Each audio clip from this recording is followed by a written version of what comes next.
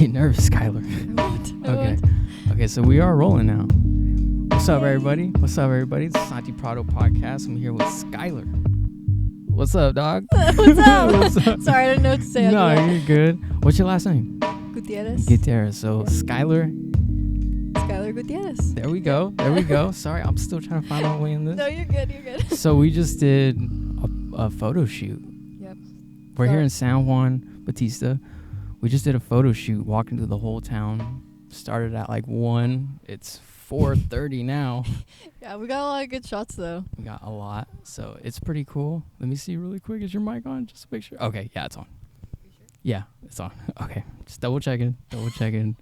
But yeah, so we just got done with the photo shoot. 3 hours long, 4 hours long. I know. That's it went pretty by crazy. fast though. It didn't feel like long at all. Okay, that's good. Yeah. That's good. We got a lot of cool shots here in San Juan Bautista.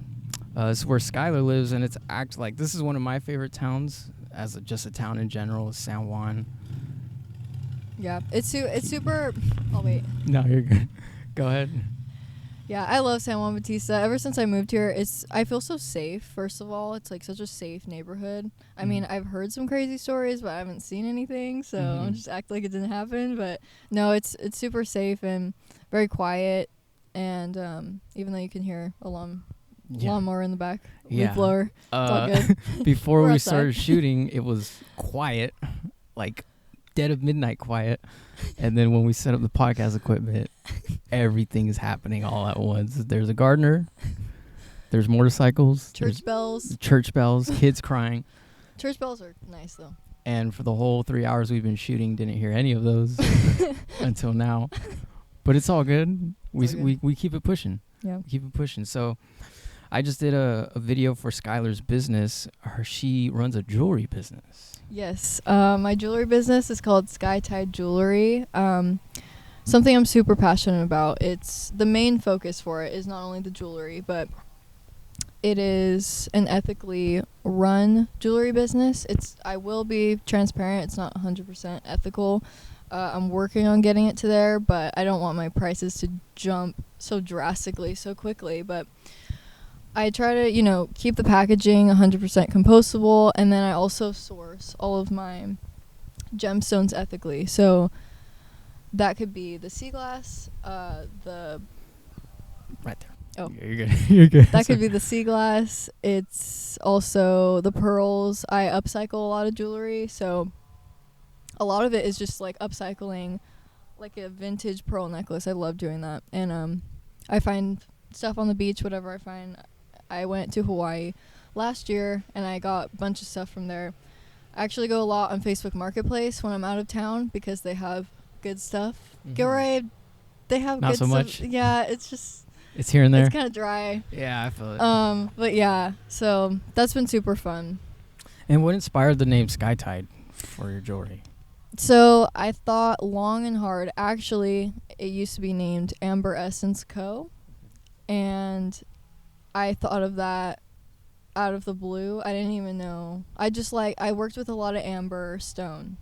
And that's basically, it's a mix of tree sap, but it's like hardened stone, and it looks like almost like carnelian, which is like a dark red stone. And I would work with it sometimes. I was just like, I might as well name my business something to do with that. But it didn't really have any meaning. And so after that, I started kind of going into pearl jewelry, and it started getting really coastal. And I was like, okay, I need something that resonates, because now it doesn't really resonate. And it's hard to make like a logo, when you're not really resonating with the words. Yeah, I feel that. Yeah. And that just came to you, or the Skytide? No, actually. My husband, because it was taking forever. I was like, I could not think of anything, and I wanted something coastal, but something vague still, so in case I wouldn't change it later. And I had a couple different names, and then my husband was like, oh, what about like Sky Tide instead of High Tide? I was like, you're works. Genius. Like, why didn't I come up with that? So yeah, he's honestly full credit to him. That he's so works. creative. Yeah. Because it makes total sense too. Yeah. Your name is Skylar. Tide. You're working with it's ocean. Perfect. There it's you literally go. Perfect. So was there a moment when you realized that that this could be more than a hobby? Like I can actually make money off of this? Yes, there was a point where I was wearing my jewelry out, and I all started making jewelry during the pandemic, and I think I was just bored. Honestly, I don't know what encouraged it. Maybe it was TikTok. I don't know. I saw other people doing it, so I was like, I could do that. So I started making it, and then I started wearing it, and I would get like compliments from people. And then one day, somebody was like, "Oh my gosh, I would love to buy that. Where'd you get it? Like, I'm just gonna buy it." I was like, "Oh my gosh, I made it!" Like, no way you like it. So then I was like, okay, I don't, because I'm also an artist. I paint, and I didn't really want to do that my full time and make money off of it, because I just like to keep it a hobby. And so with jewelry though, I was like, it doesn't take as long. It's not as like mentally draining, I guess, as painting is.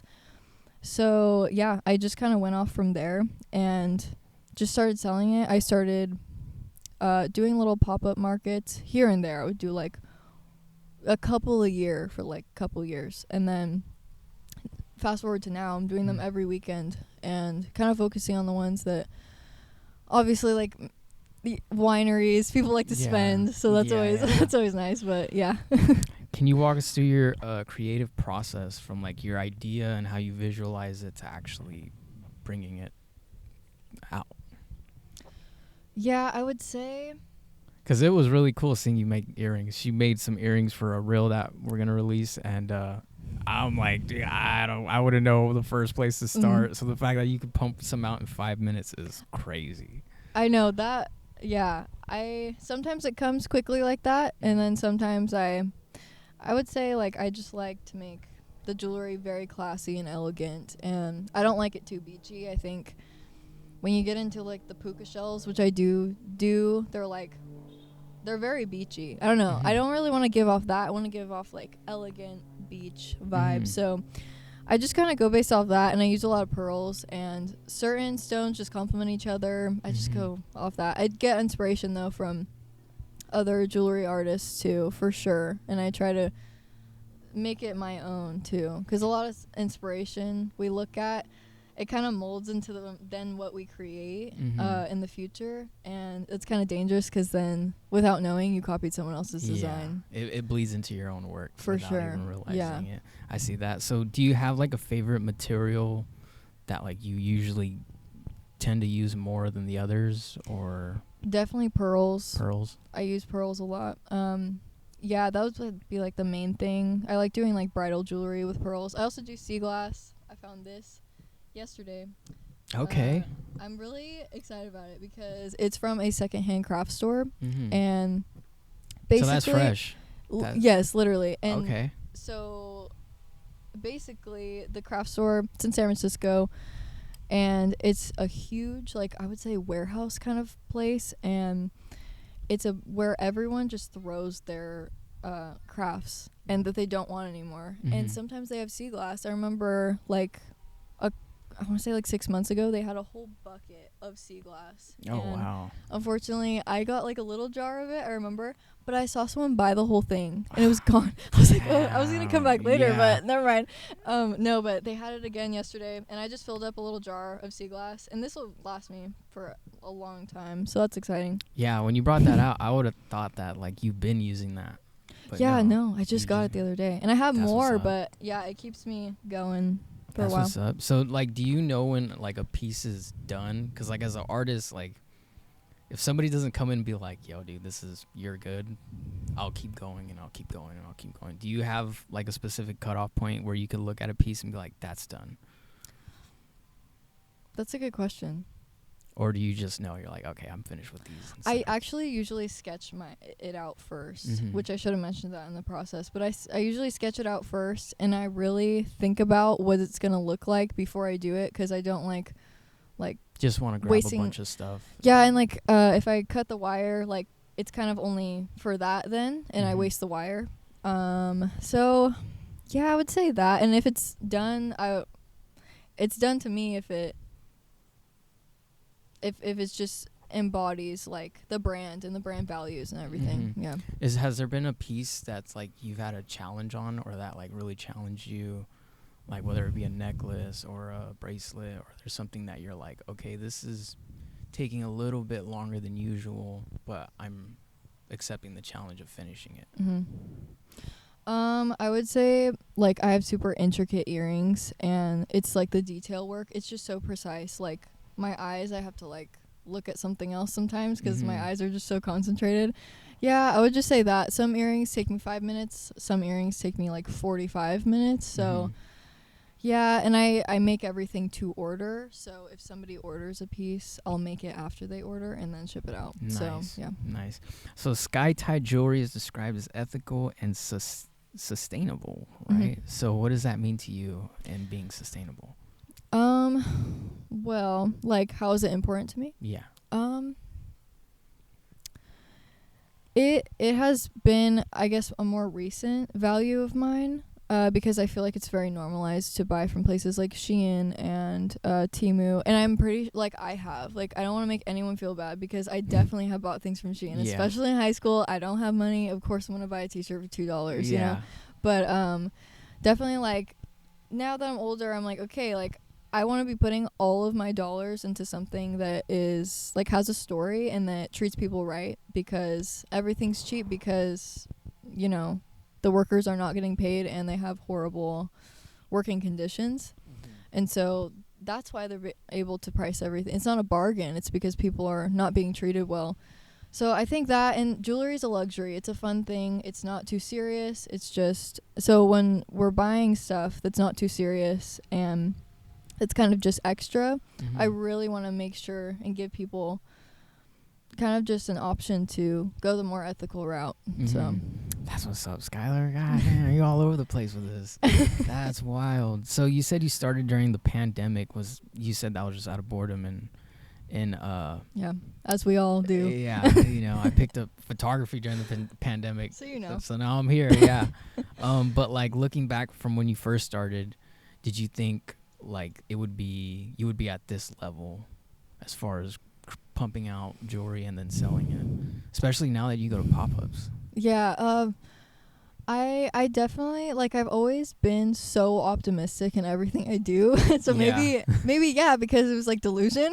Yeah. But I think that's the only way. You have to have delusion to get to where you want to be in life, and honestly, I go through that with all the things I do, even social media management. Like, I'm like, oh yeah, I could totally do that. Just have confidence in yourself, you know, because anybody could get anywhere. Just because that person's making $1 million doing this, that does not mean you can't do that. It does seem far away, but it can be, anything can be your full-time job. And as soon as you get out of that 9 to 5, your life will start. So. Yeah, for real.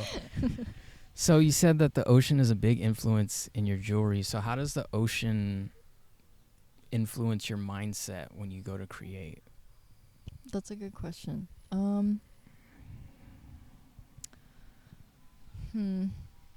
I think just making the elements of the ocean wearable, because it does bring a sense of how you feel at the ocean to you.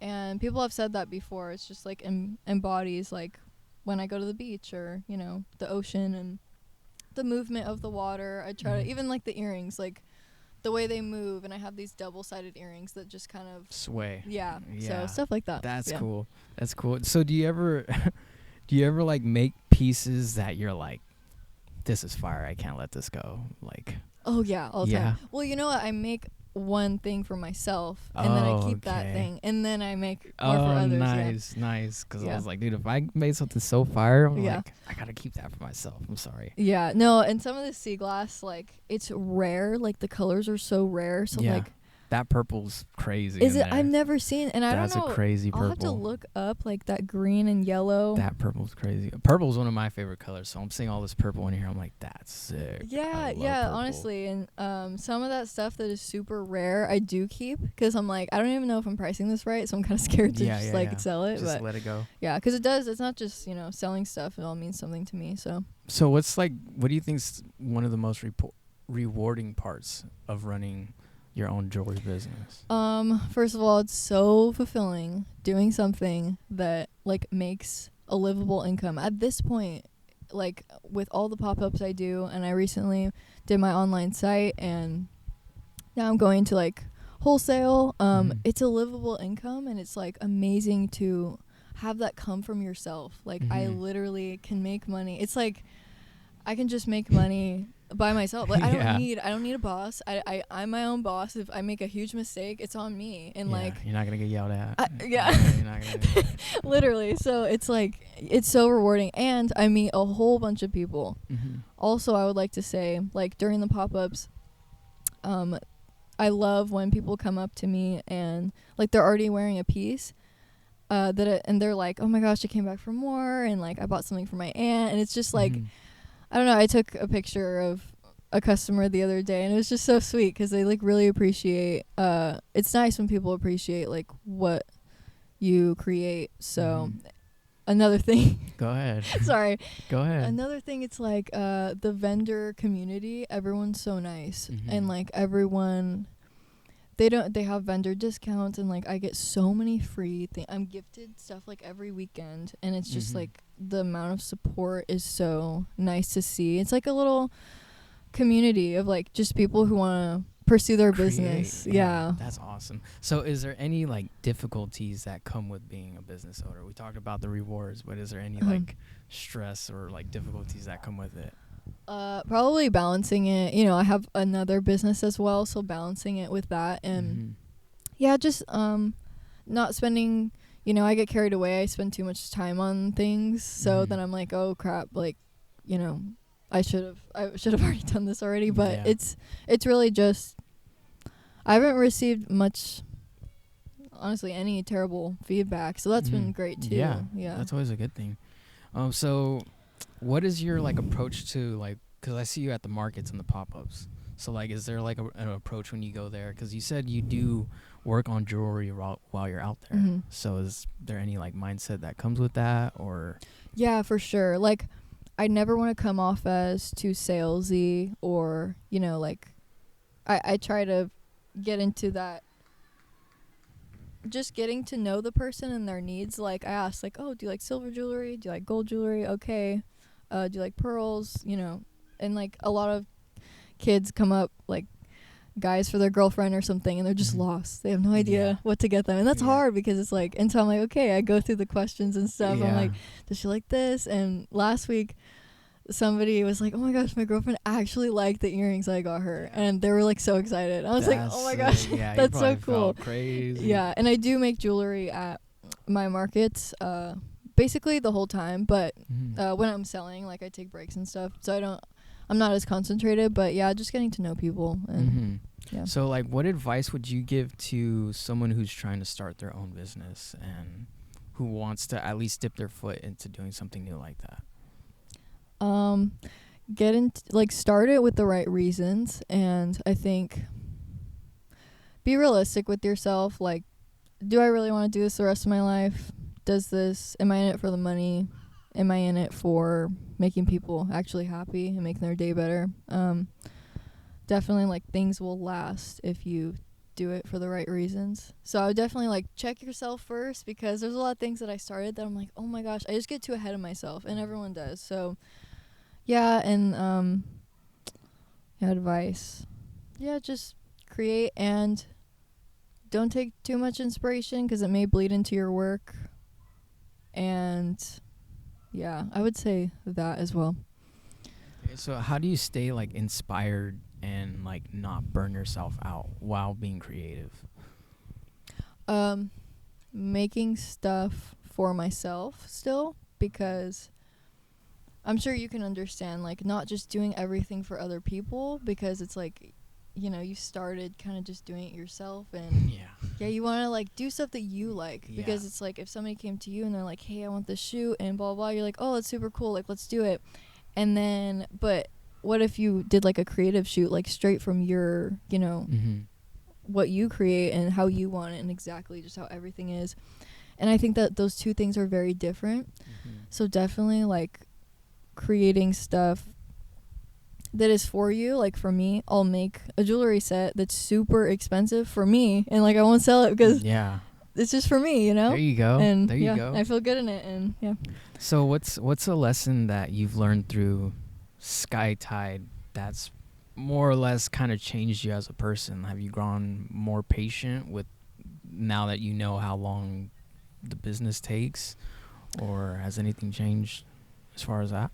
Yes, for sure. I think it gives me more confidence, like meeting so many people, learning how to talk to people, learning how to be, like invested in a conversation. Like when I talk to you, I want to, act like I'm interested. I don't want to just kind of cut off the conversation and start talking about, oh, you could buy this one. Like, it's like, give them time to talk and listen to them and start thinking of things of how you could help them. Definitely like learning how to talk to people.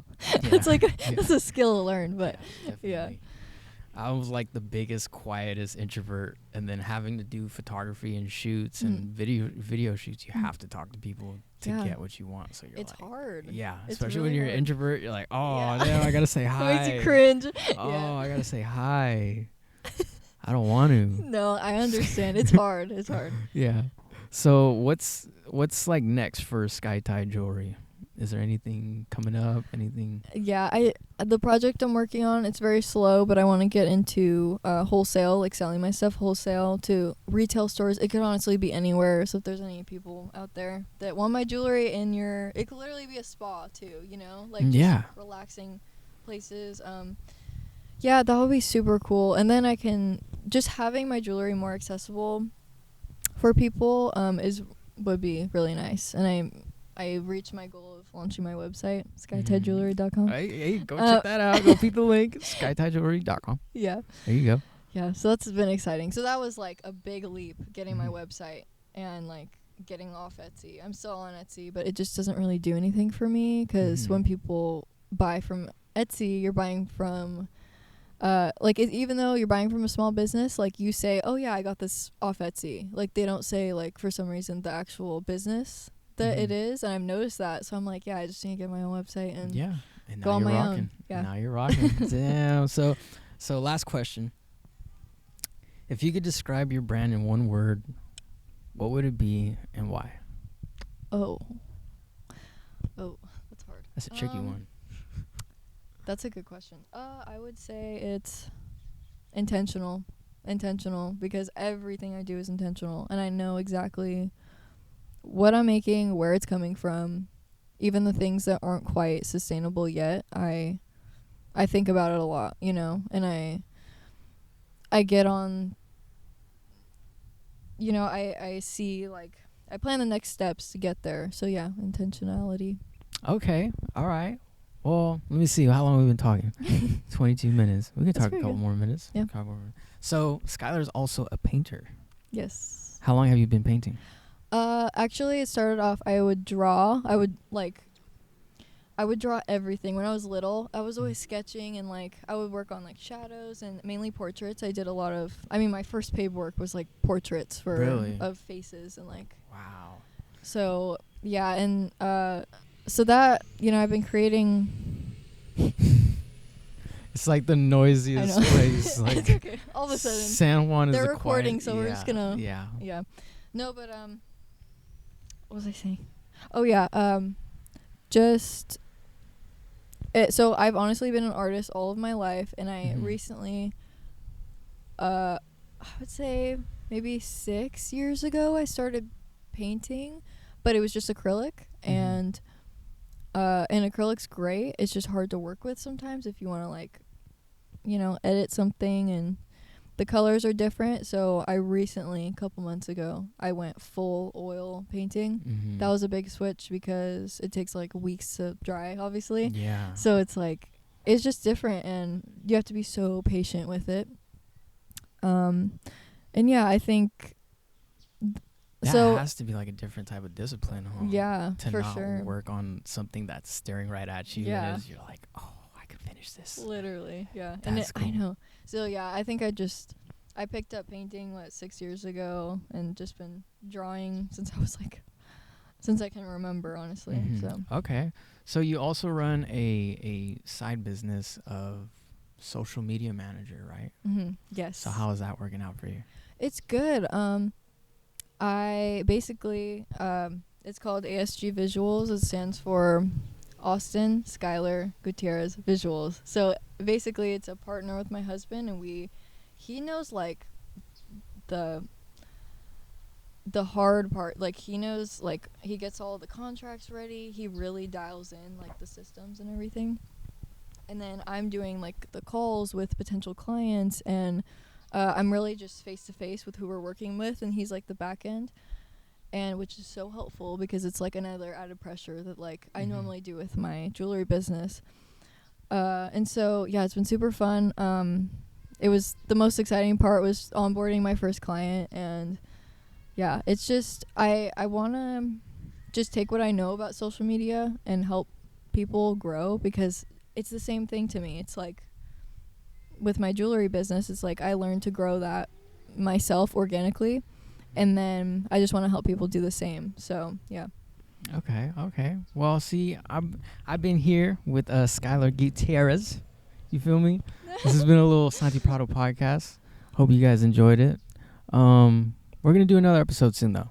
Yeah. I would love that. No, thank you so much. And this is such a big opportunity. I got more out of it than I thought I would ever. It was pretty fun. It was pretty fun, huh? Yeah, it was pretty super cool. fun. So we did a photo shoot. We did Instagram reel for her business, SkyTide. Yep. SkyTide, go check out SkyTide.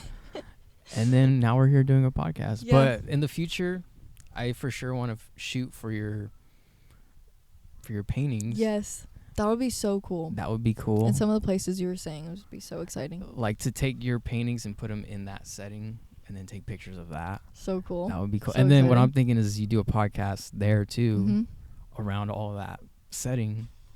Yeah. With the painting right here, the painting in the back. That'd be so sick. cool. That would be cool. Yeah. But all right, this has been another episode of Santi Prado Podcast. I hope you guys enjoyed. And is there anything you want to plug before we go? Is there anything you want to shout out? Santi, because he's an amazing photographer. Your boy. Go shoot with him, and it's an amazing experience. He made me super comfortable. I noticed like the posing started getting easier like as things went on, and you know he's always cracking jokes. Yeah. So yeah. It's, the more you laugh, the easier it is for a photographer to take pictures of you. And then is there give us your Instagram handles so that way everybody knows where to go and what to follow. Yeah. So for my jewelry, it's SkyTide Jewelry, at SkyTide Jewelry on Instagram. And then for my paintings, it's Landscapes by Sky. And then for social media management, it's ASG Visuals, _ ASG Visuals. And yeah, if you need any of those services, I will gladly do them for you. Yeah. I do take commissions with paintings, and then I mainly sell prints. So okay, yeah. And Skylar did bless me with the print. And I was so hyped to get it. I was like, oh, it's in the passenger seat right now. We'll go stare it on the way home. But this has been a really cool day, and I thank you for chilling with me. Yeah, and super on the fun. podcast. But all right, guys, we'll see you next time. Bye. Bye. It's Santi. I thought you knew. But if you don't, well, now you do.